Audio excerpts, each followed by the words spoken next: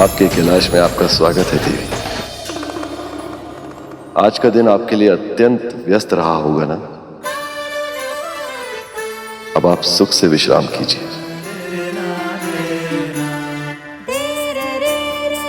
तुम सब भी थक गए होगे, जाओ विश्राम करो।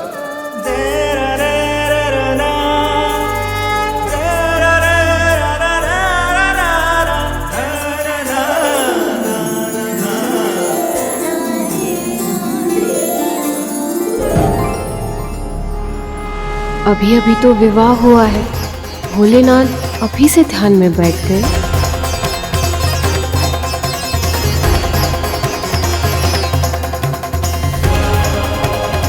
ये स्थान घर जैसा प्रतीत नहीं हो रहा है। हर ओर से खंडर के समान है ये निवास स्थान।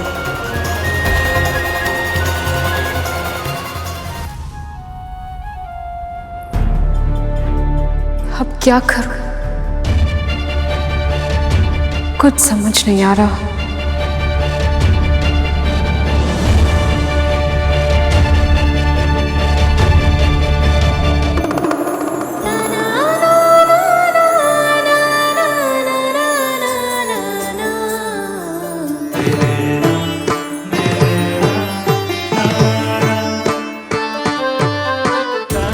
पल के लिए लगा कि मैं बिल्कुल अकेली हो गई। मेरे होते हुए आप कभी अकेली नहीं हैं सती। आप मेरा ही भाग हैं और मैं आपका। हम दोनों एक ही तो हैं।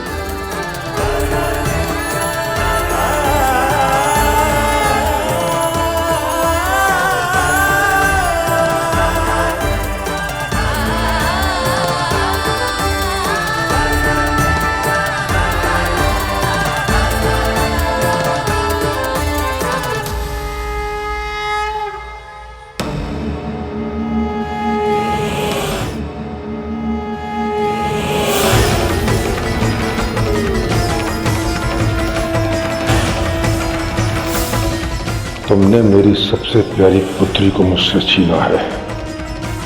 मैं तुझे कलंकित कर दूंगा जटाधारी।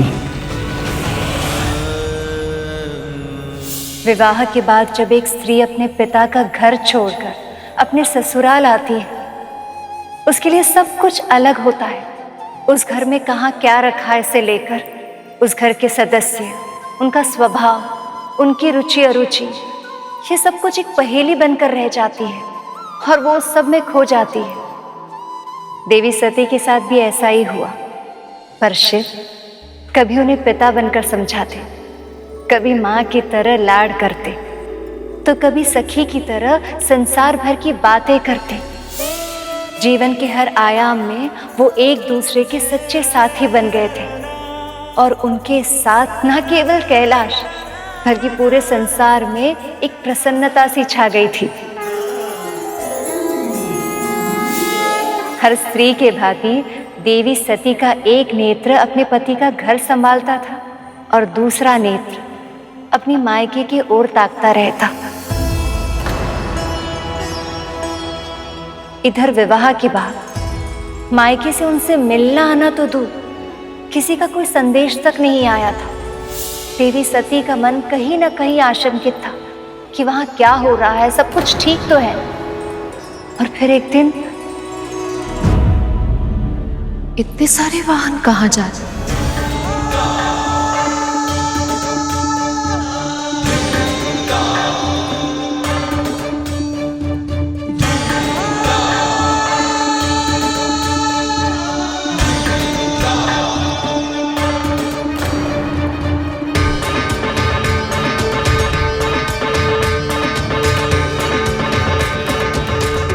ये सब हमारी ओर क्यों नहीं देख रहे? ऐसा लग रहा है जैसे दृष्टि छुपाने की कोशिश कर रहे हैं।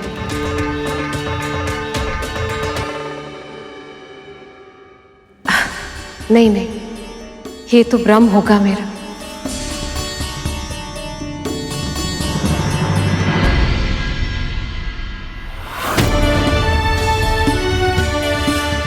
मुझे शीघ्र ही यहाँ से निकलना चाहिए, अन्यथा यदि देवी सती ने मुझसे कुछ पूछ लिया तो उन्हें क्या उत्तर दूंगा मैं? अरे, ये तो वायुदेव और अग्निदेव है। दूर से ही सही, एक बार महादेव का अभिवादन भी नहीं किया। ये सारे देवगण इतना विचित्र व्यवहार क्यों कर रहे हैं?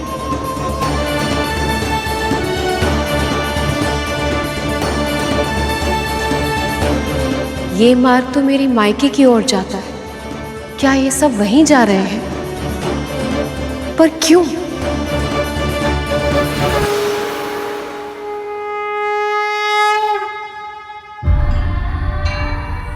हमें क्षमा करना सती, परिस्थितियां कुछ ऐसी हैं कि हमें तुमसे बिना मिले ही जाना पड़ रहा है। सखी लक्ष्मी, विष्णु,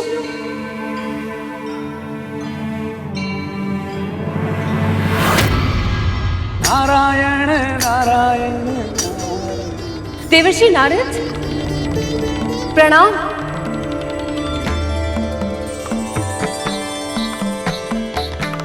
नारायण नारायण। प्रणाम देवी। आप सब इतनी शीघ्रता से कहाँ जा रहे हैं? प्रजापति दक्ष के यज्ञ में देवी।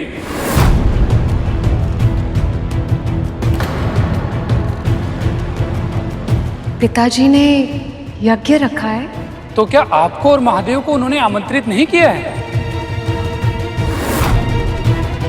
नारायण नारायण। अपनी पुत्री और दामाद को ही भूल गए पिताजी। नारद जी, अपनी पुत्री को बुलाने के लिए पिता को आमंत्रण देने की क्या आवश्यकता है भला देवर्षि? बल्कि वो तो ये सोच रहे होंगे कि मैं अब तक वहां पहुंची क्यों नहीं। कितने सारे कार्य होंगे, माँ सब कुछ अकेले संभाल रही होगी। आप जानते हैं, पिताजी तो कोई भी आयोजन में इतने मग्न हो जाते हैं कि वो भोजन करना भी भूल जाते हैं। अरे लीजिए, ऐसे तो बातों में हमारा सारा समय निकल जाएगा। मुझे शीघ्र ही वहां पहुंचने की तैयारी करनी होगी। प्रणाम देवी। पर नारद जी, आपको भी तो आयोजन में जाने में विलंब हो रहा होगा। अब वहीं भेंट होगी हमारी। प्रणाम। प्रणाम देवी।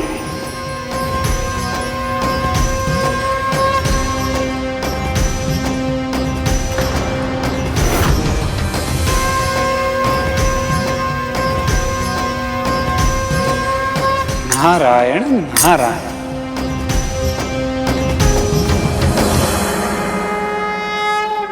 ये हो गई तैयार पिताजी के लिए दुशाला। ये उपहार उन्हें बहुत अच्छा लगेगा और उतनी ही अच्छी लगेगी माँ को ये साड़ी। लगे भी क्यों ना, अपनी पुत्री के हाथों से दी गई कोई भी वस्तु माता पिता को अच्छी लगनी ही है। नंदी, ये उपहार रखवा दो। जब तक पूरा आयोजन समाप्त नहीं होता मैं वहीं रहूंगी, और इसीलिए अब तुम्हें यहाँ का ध्यान रखना होगा। आपकी आज्ञा का पालन होगा माँ।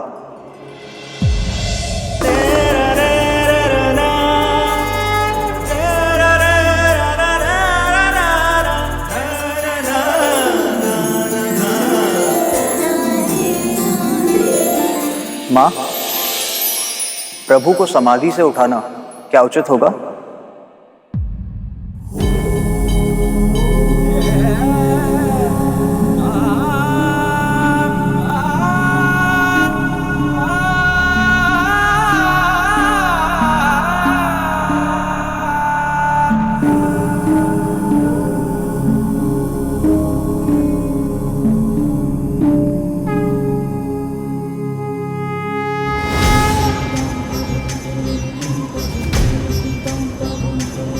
आप कहीं जा रही हैं देवी? वो देखिए प्रभु,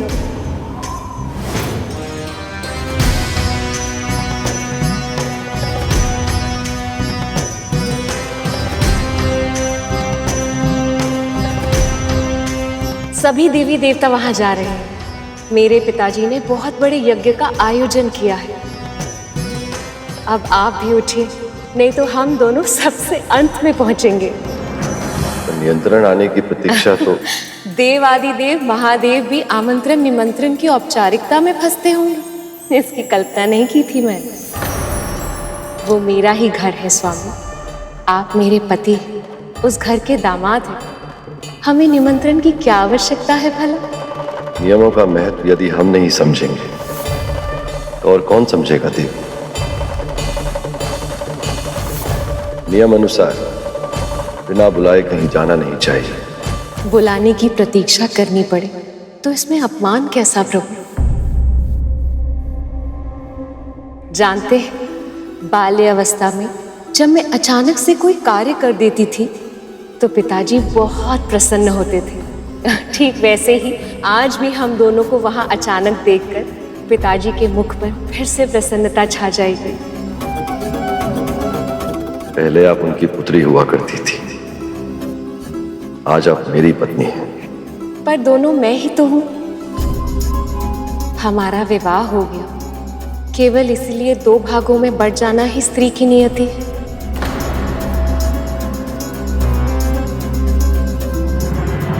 यदि निमंत्रण आता तो मैं आपको जाने से कदापि नहीं रोकता, पर बुलावा आए बिना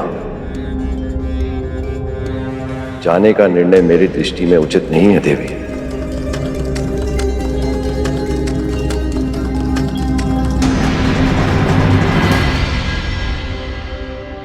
आइए प्रभु, पधारिए।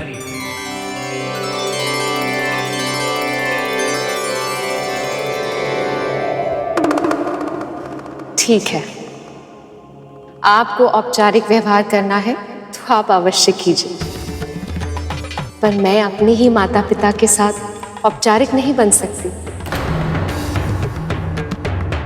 वैसे भी महादेव, आप तो सदैव स्थिर रहते हैं। भ्रमण करने के लिए भी आपको कितनी मुनहार करनी पड़ती है, इसीलिए मैं आपके साथ जाने के लिए हठ नहीं करूंगी।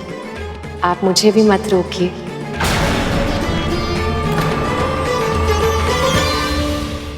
आइए प्रभु, आइए।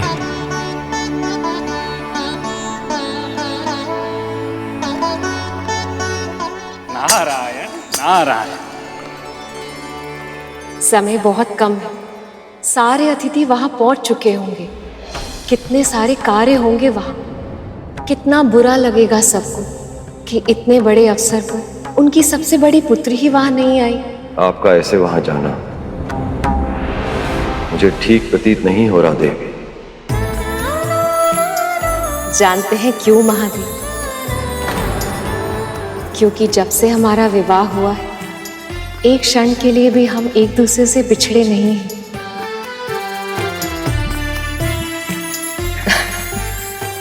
पर मैं सदा के लिए थोड़ी ना जा रही हूं मेरे भोले बाबा।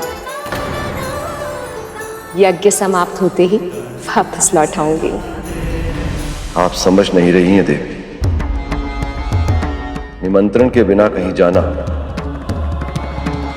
अनिष्ट होता है।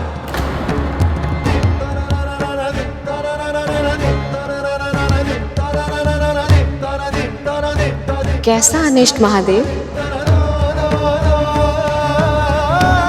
क्या है आपके मन में? कैसे बताऊं आपको कि जिस रिश्ते के अधिकार से आप वहां जाना चाहती हैं, उस रिश्ते में अब कड़वाहट आ गई है, इसलिए आपका वहां जाना उचित नहीं होगा।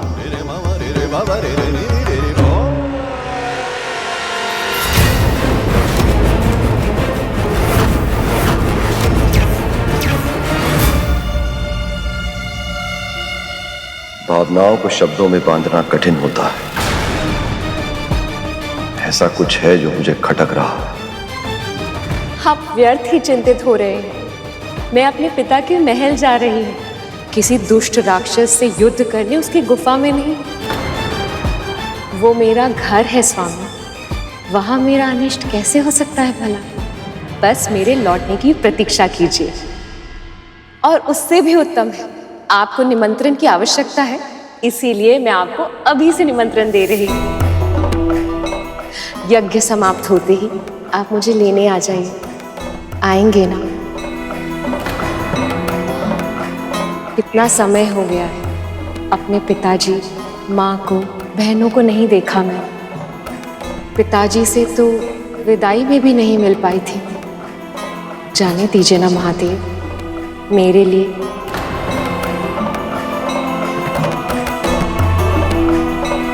अपनी सती की प्रसन्नता के लिए मान जाइए।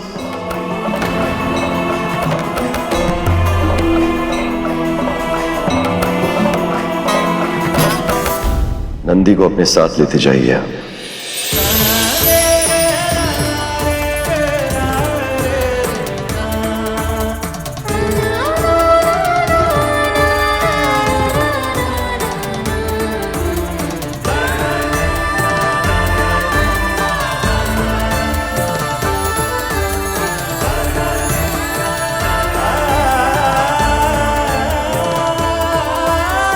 ना जाने किस अशुभता के विचार से मेरा मन विचलित हो रहा। कहीं सती संकट की ओर तो नहीं जा रही। आशा करता हूं कि आपसे शीघ्र ही पुनः भेंट होगी।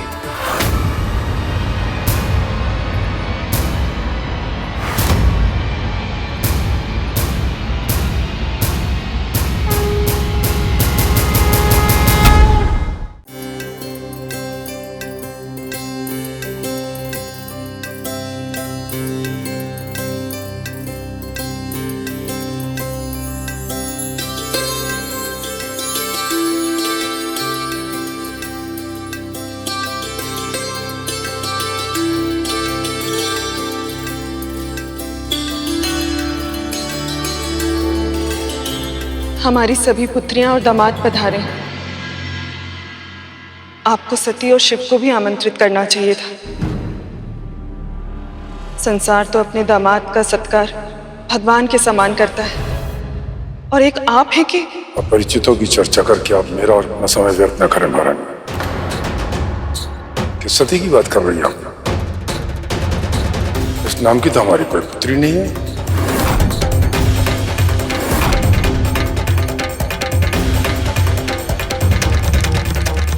जानते हो नंदी, पिताजी क्या सोच रहे होंगे कि मैं अब तक आई क्यों नहीं, और मेरी बहनें मुझसे मिलने के लिए कितनी व्याकुल होंगी।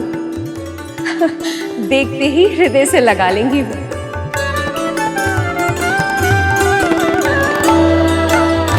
और माँ के लिए अपनी मन की भावनाओं को शब्दों में व्यक्त करना बहुत कठिन होता है, पर आंखें सब कह देती हैं।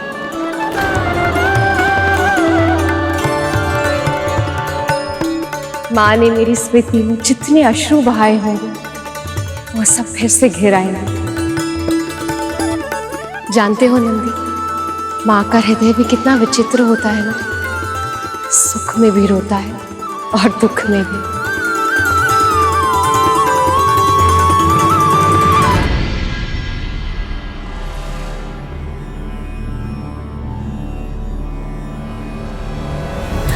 लगता है यज्ञ आरंभ होने वाला है।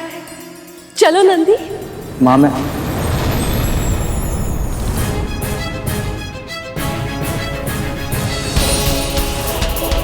तुम भी महादेव की तरह हिचक रहे हो?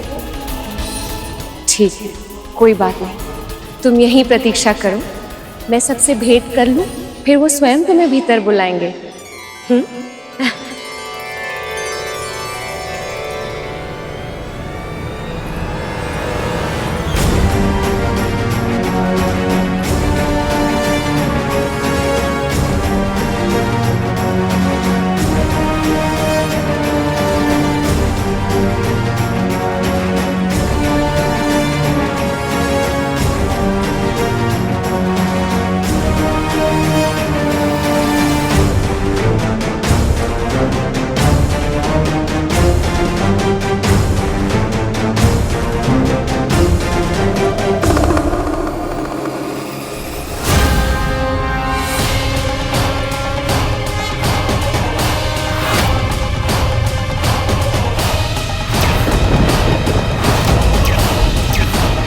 यदि मैंने जो देखा वो नियति है, तो संसार का अंत भी आने वाला अवश्य होगा।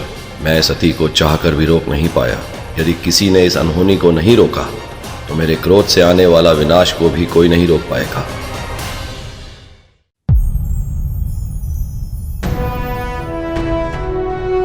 प्रणाम प्रजापति। प्रणाम ऋषिवर।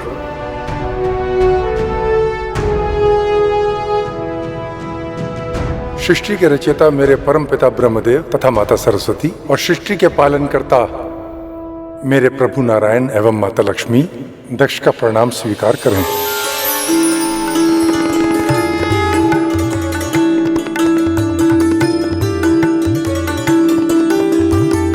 आप दोनों ने और समस्त देवी देवताओं ने मेरे आमंत्रण पर इस यज्ञ में आकर के इस आयोजन की शोभा बढ़ाई, इसके लिए मैं आपका कृतज्ञ हूं। आसन ग्रहण कीजिए प्रजापति। जी ऋषिवर।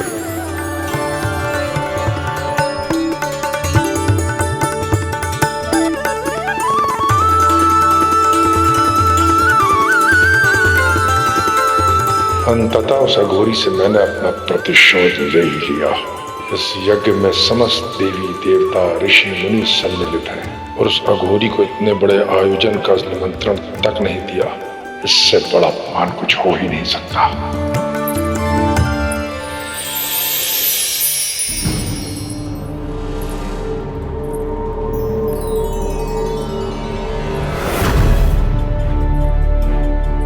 देवी सती यहाँ, वो भी बिना आमंत्रण।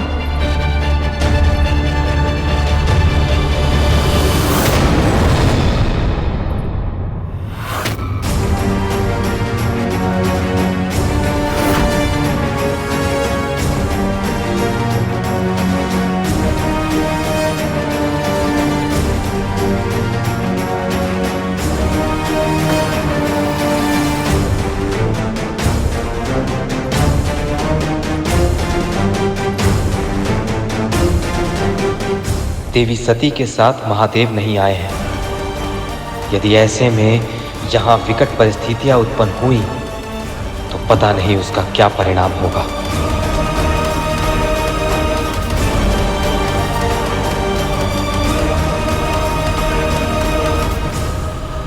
सती,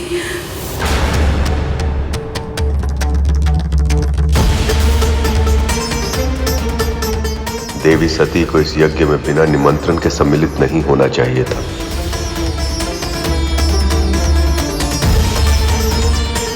सखी सती, इस यज्ञ में तुम्हें बिना आमंत्रण यहाँ नहीं आना चाहिए था।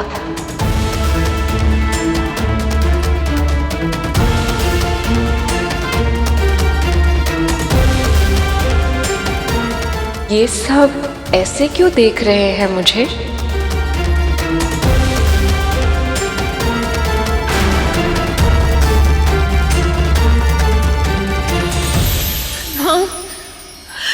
पुत्री, कितने वर्षों बाद देखा है तुम्हें। आओ, अपनी माँ के हृदय से लग जा। माँ,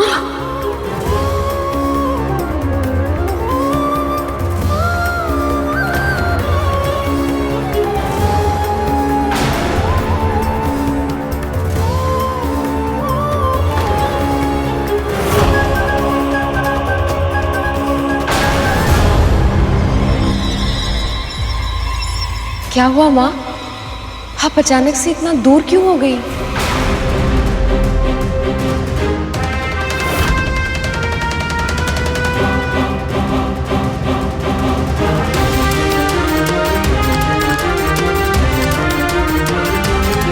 माँ, आप ऐसा विचित्र व्यवहार क्यों कर रही हैं? बहनों ने अब तक दौड़कर हृदय से नहीं लगाया और सब मुझे ऐसे अपरिचित की तरह क्यों देख रहे हैं, जैसे मैं इस राज्य की पुत्री नहीं, कोई पराई हूं।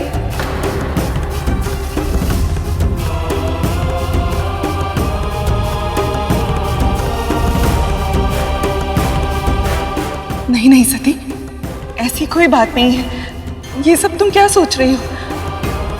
आओ भीतर चलो, तुम लंबी यात्रा से आई हो ना, थक गई होंगी। आओ। माँ, आपने एक बार भी मुझे नहीं पूछा कि मैं यहाँ अकेली क्यों आई हूँ, महादेव कहाँ है?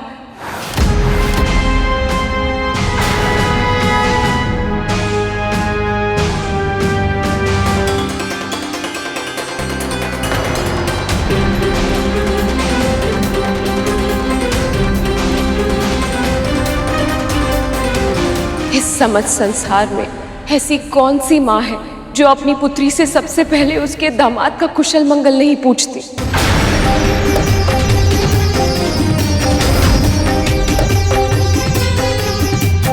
पुत्री, वास्तविकता ये है कि यज्ञ का मुहूर्त बीता जा रहा है प्रजापति। अग्नि प्रज्वलित कीजिए महाराज।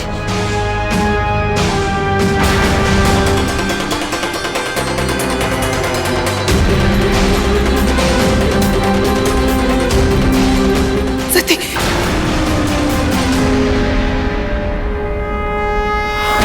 मेरा स्वागत सत्कार तो दूर, पिताजी ने तो मेरी ओर अपनी दृष्टि भी नहीं फेरी। माँ को इतना समय क्यों लग रहा है? अब तक भीतर क्यों नहीं बुलाया उन्होंने? पिताजी,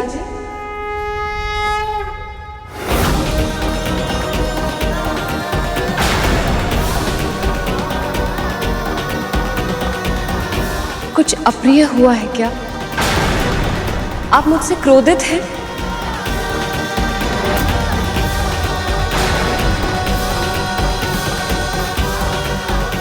बिना शिव के आप ध्यान में कैसे बैठ सकते हैं?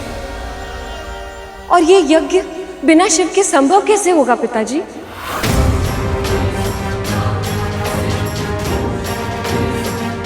ये क्या कर रही है सखी सती? कहीं क्रोध में प्रजापति दक्ष देवी सती का अपमान ना कर दें।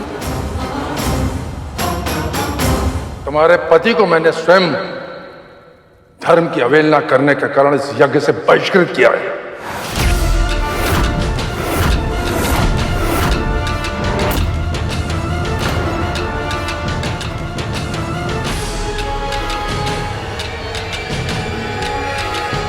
परंतु कितना निर्लज है वो, निमंत्रण के बिना अपनी पत्नी को यहां यज्ञ में भाग लेने भेज दिया।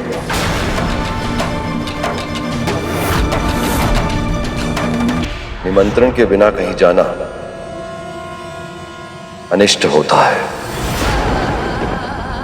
किंतु वो भी क्या करे जो सभ्यता से दूर निर्जन एकांत में रहता हो, उस असभ्य से शिष्टाचार की अपेक्षा करना ही मूर्खता है।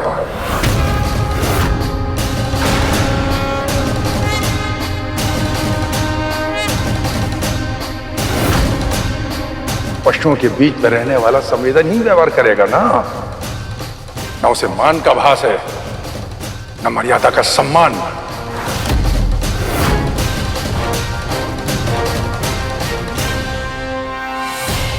दुख तो केवल इस बात का है कि उसकी संगति में रहकर तुम अपने संस्कार भूल चुकी हो।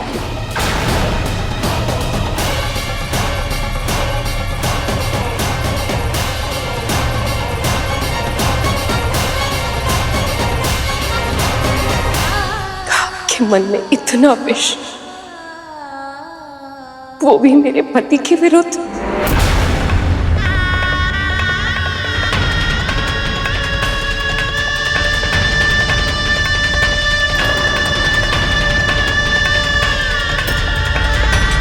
इन सभी देवताओं के समक्ष मेरे स्वामी, मेरे पति, मेरे महादेव की घोर निंदा हुई और ये सब के सब मौन होकर पुतले की भांति खड़े रहे।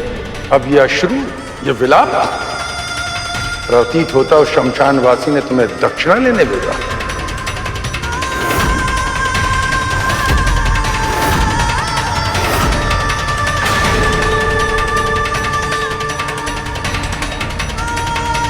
कोई बात नहीं, प्रजापति दक्ष ने आज तक किसी याचक को निराश नहीं किया है। अन्न, वस्त्र, आभूषण जो चाहिए सब मिलेगा तुम्हें।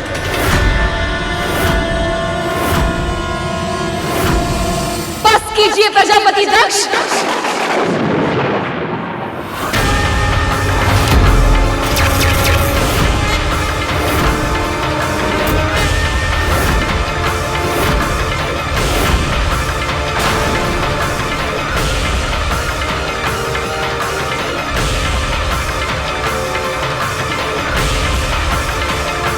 शक्ति,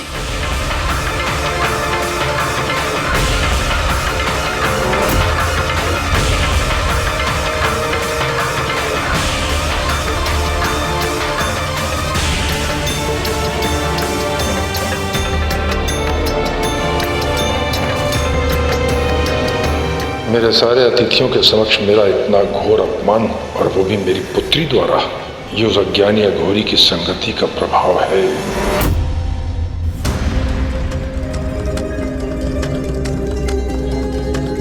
बिना निमंत्रण प्रवेश करना उचित नहीं होगा।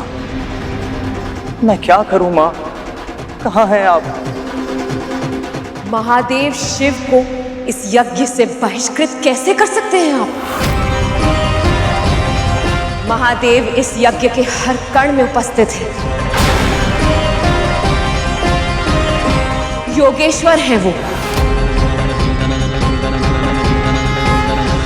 योग की उत्पत्ति ही उनसे हुई है, और यहाँ तक कि आप जिस योग मुद्रा में बैठे हैं वो भी संसार को महाशिव ने ही दी।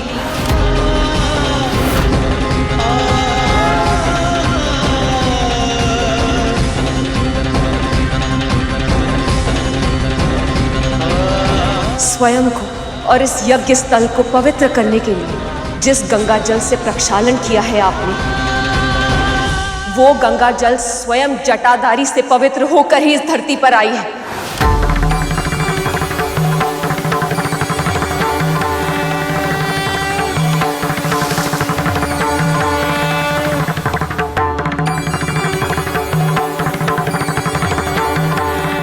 इस यज्ञ को सफल करने के लिए आपने जो पशु बलि दी है, वो पशुपति की कृपा से ही संभव हुई है।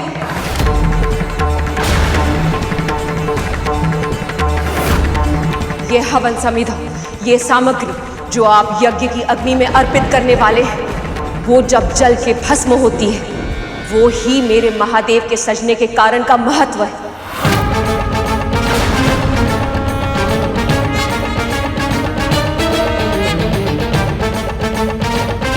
शिव की महिमा का गान करते करते पूरा कल्प बीत जाएगा, और तब भी मेरे महादेव इस यज्ञ से कहां और कैसे जुड़े हैं उसका विवरण समाप्त नहीं हो पाएगा।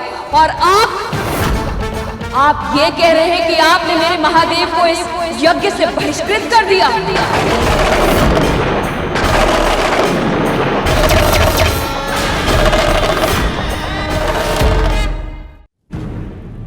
अनर्गल प्रलाप मत करो सती। प्रलाप तो असत्य का होता है प्रजापति। प्रजापति दक्ष की दृष्टपूर्व अपमानजनक बर्ताव के कारण देवी सती का क्रोध अंतिम चरण ऊपर आ गया है।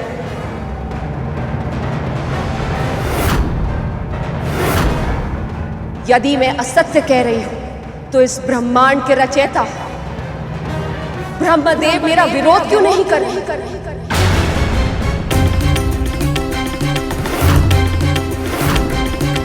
इस सृष्टि के पालनहार विष्णु मुझसे दृष्टि क्यों नहीं मिला पा रहे?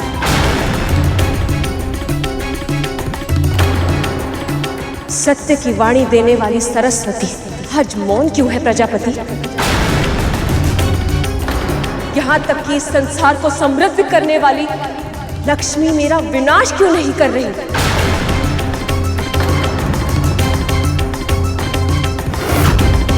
पूछिए इनसे प्रजापति, क्यों है ये सब मौन?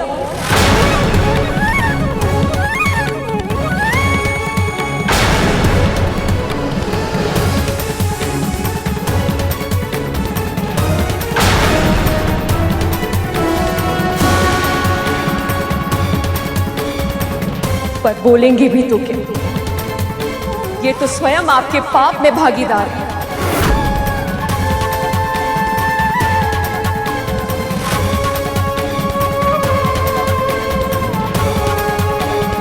सत्य तो ये है कि महादेव के बिना ब्रह्मदेव और विष्णु अधूरे हैं, और आज उनकी अनुपस्थिति में इस यज्ञ में सम्मिलित होकर न केवल उन्होंने बल्कि सभा में उपस्थित सभी देवी देवताओं ने एक महापाप किया है।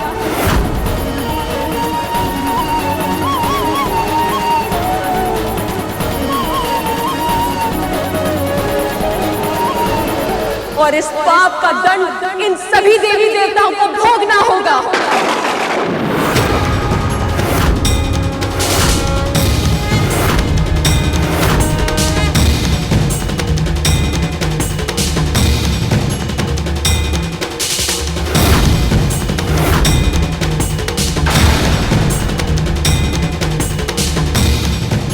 इतना अभिमान, इतनी वाचलता। तूने सभी देवी देवताओं सहित मेरे परम पिता ब्रह्मदेव और प्रभु श्री नारायण को दंड देने की बात करने का दुस्साहस किस अधिकार से किया? तू है कौन?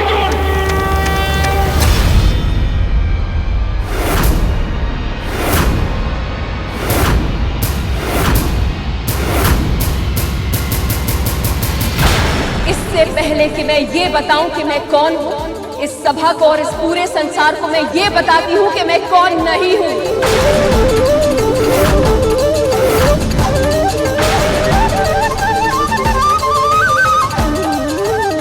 आज से, इसी क्षण से मैं आपकी पुत्री नहीं हूं प्रजापति।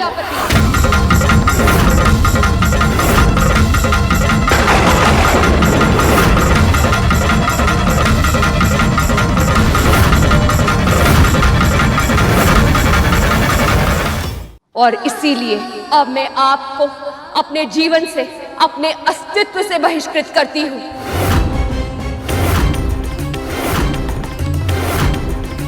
विवाह से पहले शारीरिक रूप में और उसके बाद मानसिक रूप में मैं यही थी, हर क्षण उपस्थित मेरी कल्पना में, और इसी कारण आपको शक्ति का आशीर्वाद प्राप्त था।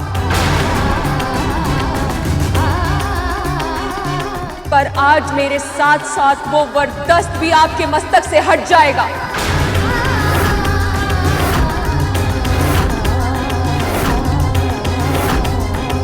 जिस अहंकार के कारण आपका शीश नहीं झुका, वो कटकर भूमि पर गिर जाएगा।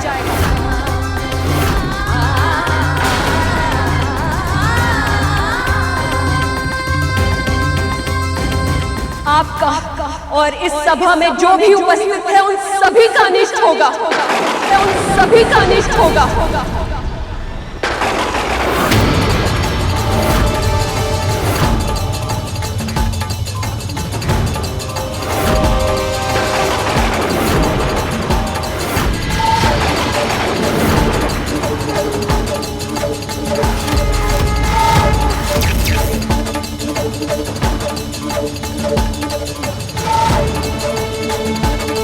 महादेव ने कहा था, यदि मैं इस यज्ञ में आई तो अनिष्ट होगा।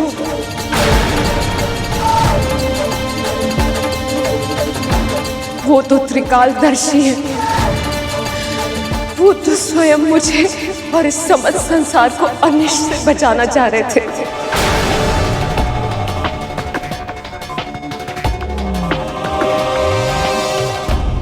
पर मैंने ही हट कर दी।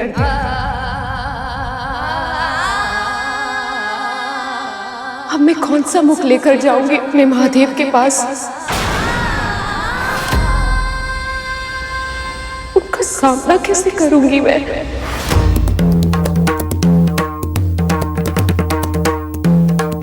कैसे?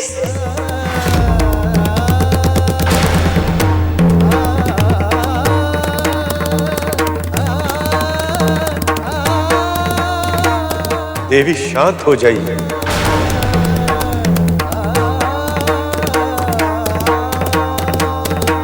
स्वयं को दोष देने से क्या लाभ पुत्री? संभालिए स्वयं को। आप सभी को पापी कहकर पुकारा है मैं, पर सत्य तो ये कि मैंने स्वयं ही अपने पति की आज्ञा का पालन नहीं किया।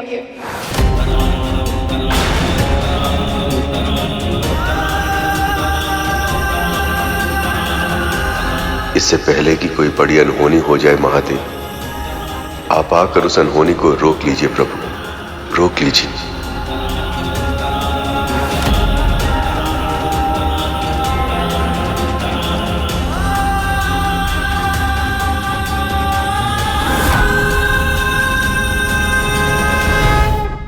आप सभी को पापी कहकर पुकारा है मैं, पर सत्य तो ये कि मैंने स्वयं ही अपने पति की आज्ञा का पालन नहीं किया, और ये भी नहीं सोचा कि अपने पति की आज्ञा का पालन ना करके मैंने स्वयं कितना बड़ा पाप किया है।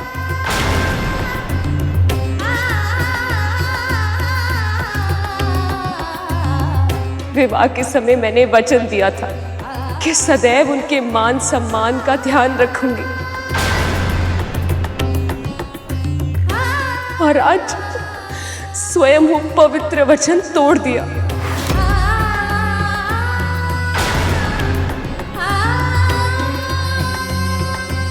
मेरे इस हट के कारण इस संसार में वंदनीय मेरी आराध्य की आज इतनी बड़ी निंदा हुई है।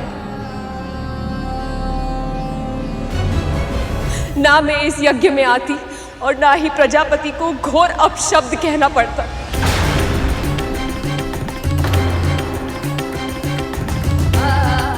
नहीं, मैं इस सत्य से मुख नहीं मोड़ सकती।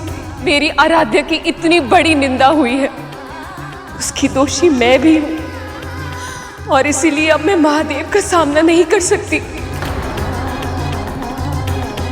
जिन प्रजापति ने शिव का अपमान किया है, उनकी दी हुई ये देह एक श्राप है।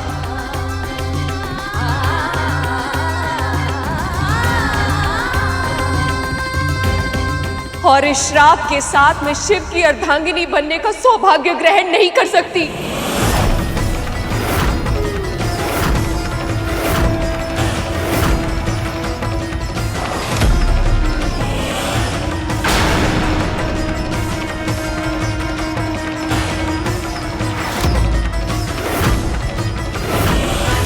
कहीं देवी सती का ये क्रोध समस्त संसार को संकट में न ले आए। कहीं सखी इस अपमान के कारण खुद का अहित न कर दे।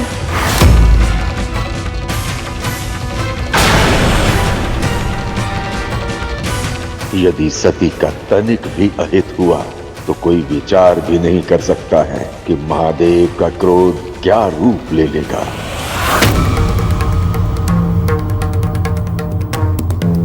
शांत हो जाओ सखी, शांत हो जाओ।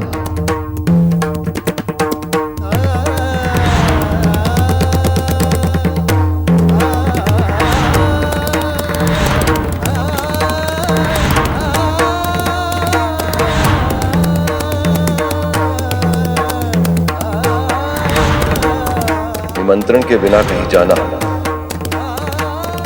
अनिष्ट होता है। मुझे क्षमा कीजिए प्रभु, किंतु मेरी भूल का यही प्रायश्चित है।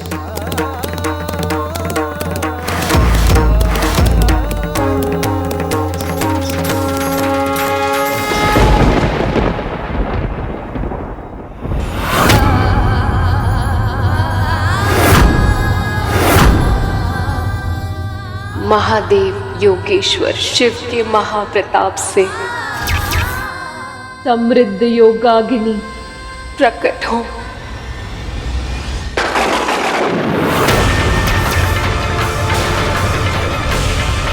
और श्राप रूप देखो अपने भीतर समाकर वही भस्म कर दो।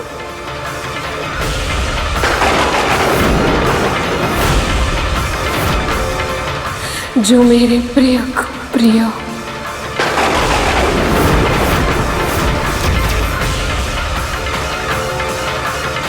प्रकट हो,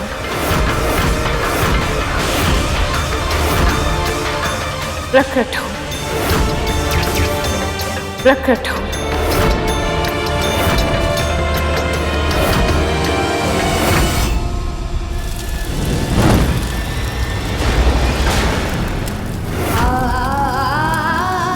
देवी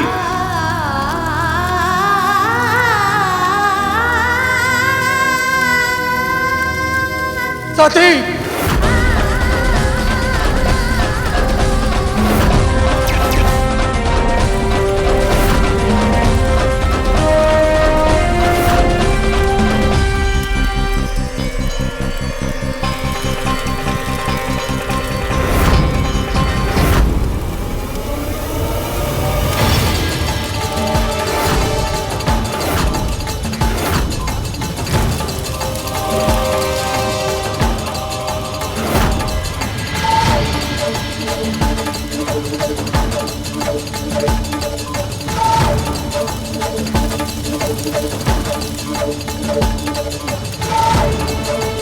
सती,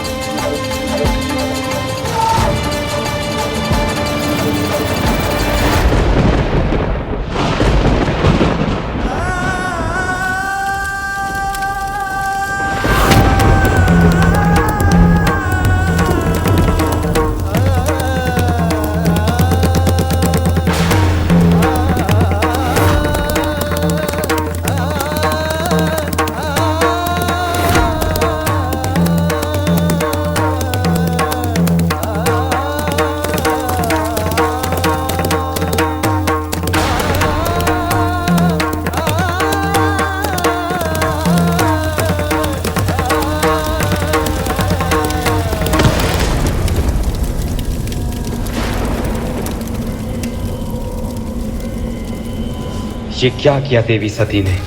जब महादेव को यह ज्ञात होगा तो उनके क्रोध से हमारी रक्षा कोई नहीं कर पाएगा। सती,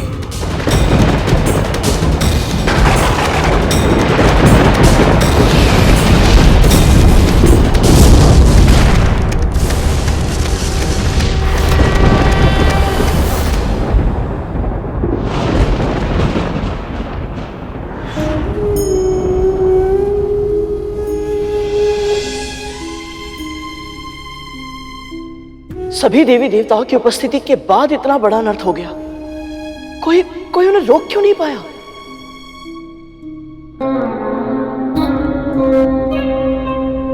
क्योंकि भगवान भक्ति की शक्ति से बंधे होते।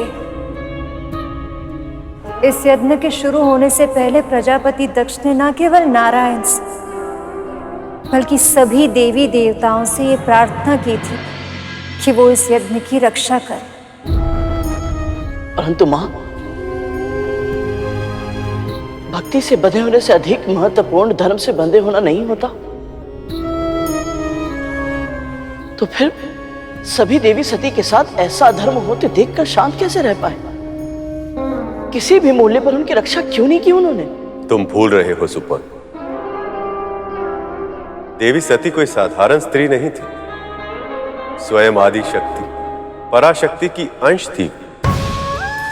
जो कुछ भी हो रहा था या जो कुछ होने वाला था, उसके मूल में मां की क्या लीला थी, ये कोई नहीं जानता था। वहां उपस्थित सब उसी लीला के पात्र बन चुके थे। पर भैया जी, इस संपूर्ण लीला में सबसे अधिक कष्ट तो स्वयं मैया और भोले बाबा को ही भोगना पड़ा होगा। मेरे लिए तो ये कल्पना करना भी कठिन है कि मैया सती के बिना भोले बाबा कैसे रहे होंगे। क्या दशा हुई होगी उनकी? आप सही कह रहे श्रीमान। देवी सती के जाने का आभास कैलाश में समाधि लगाए हुए शिव को भी हो गया था, और सब कुछ जाने वाले त्रिलोकदर्शी, त्रिकालदर्शी को ये सत्य स्वीकारना सहज नहीं था। इतना विचलित क्यों अनुभव कर रहा हूं मैं? ये किस बात का संकेत है?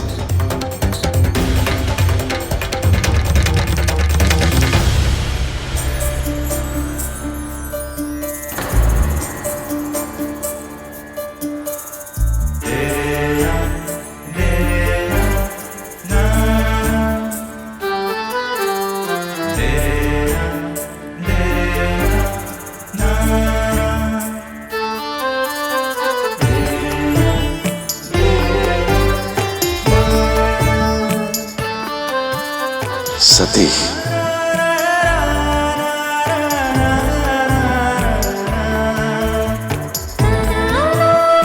आप वापस आ गई प्रिय।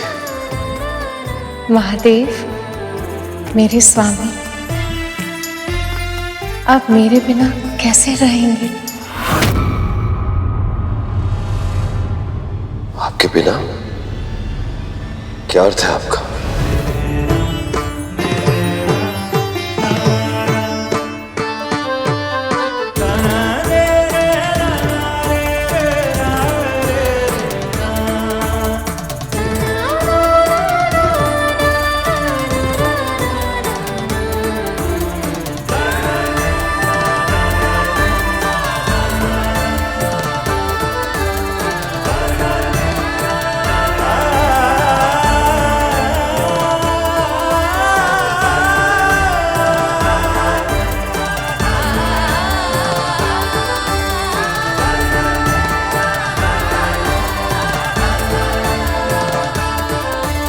मैं नहीं रहूंगी तो इन पौधों का ध्यान कौन रखेगा? आप ऐसी बातें क्यों कर रही हैं सती?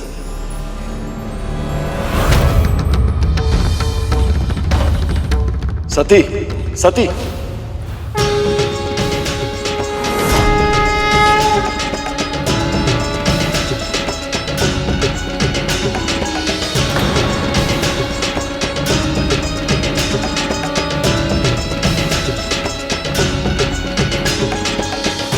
आग के इस पूजा स्थल को नित्य में अपने हाथों से सजाती थी।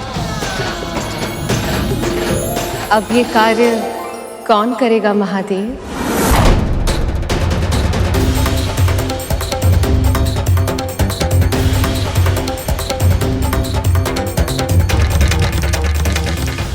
आप ऐसा क्यों कह रही हैं देवी?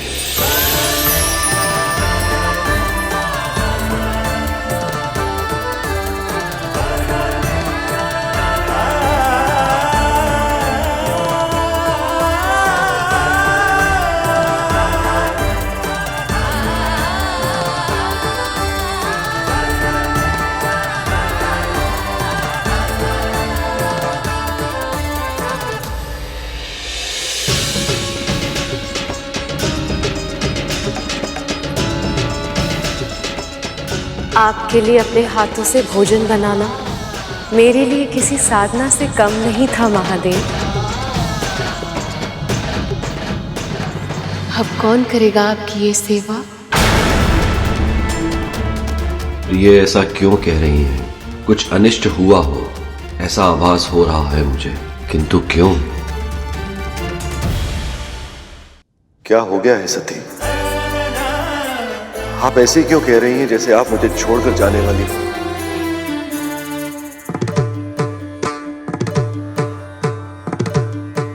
अब तो आप वापस आ गई हैं। अब आप यहीं रहिएगा सदैव मेरे निकट। इच्छा तो मेरी भी यही थी कि मैं सदा आपके समीप रहूं, किंतु यह हमारी अंतिम भेंट है स्वामी। मुझे क्षमा कर देना स्वामी, मैं आपका साथ नहीं निभा पाई। मैं जानता हूं पति के रूप में अपनी बात पर दृढ़ रहना आपको आपके पिता से, आपके मायके से दूर रहने के लिए कहना। हो सकता है ये मेरी भूल हो। ये आपकी भूल नहीं है महादेव।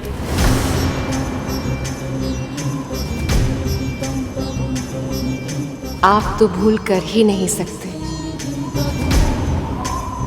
सत्य तो ये है कि मुझे आपकी बात मान लेनी चाहिए थी। जहां से आमंत्रण आया ही नहीं हो, मुझे वहां नहीं जाना चाहिए था।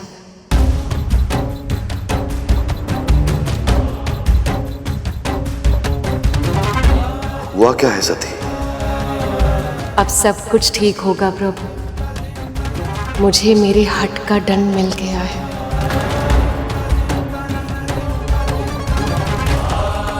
कैसा दंड? अब से सदैव मैं आपके पास रहूंगी महादेव।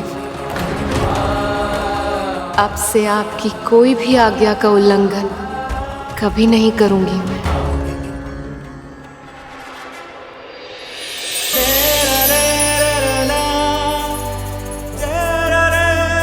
सती,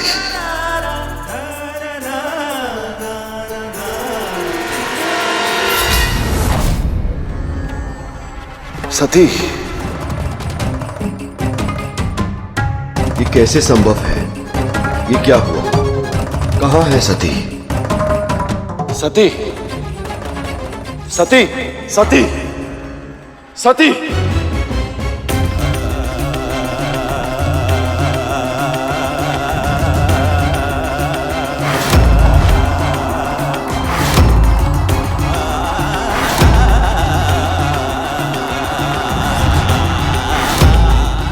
शारीरिक आंखों से ही नहीं,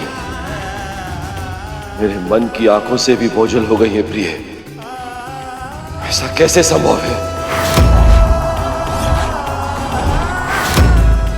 सती कहाँ हो?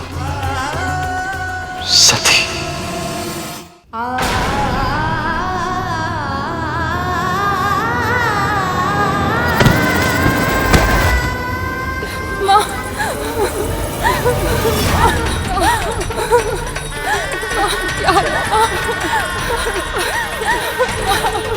उठिए माँ, क्या हुआ माँ? उठिए माँ, ठीक तो है ना? उठिए माँ, माँ, माँ उठिए माँ।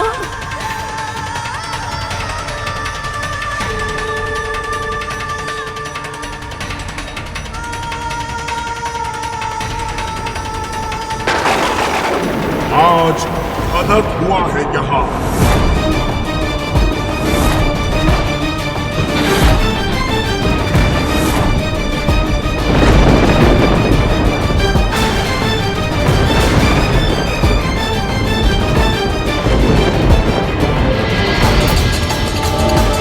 केवल अपमान ही नहीं, शक्ति का अंत हुआ है आज।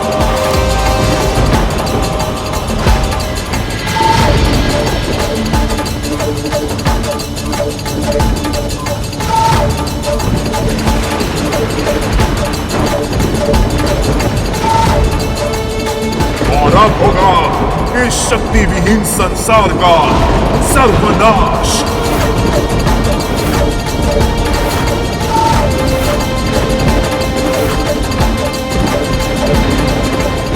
कौन है? कौन है? किसने बोला ये? सैनिकों, पकड़ के लाओ इसे। मूर्ख!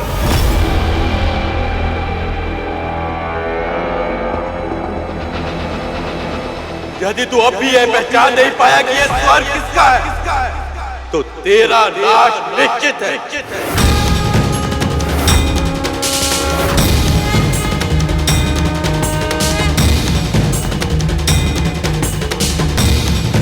इस पूरे ब्रह्मांड में तुझे अब कोई नहीं बचा पाएगा, मैं भी नहीं।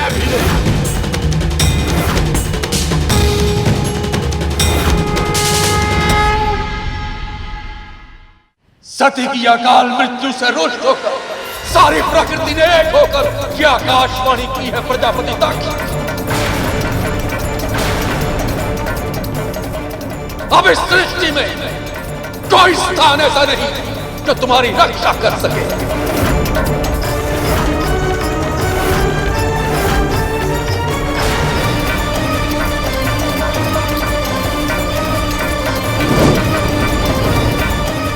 प्रिय, यदि कुछ समय में आपकी कोई सूचना मुझ तक नहीं पहुंची तो बिना निमंत्रण ही सही मुझे भी यज्ञ में आना पड़ेगा।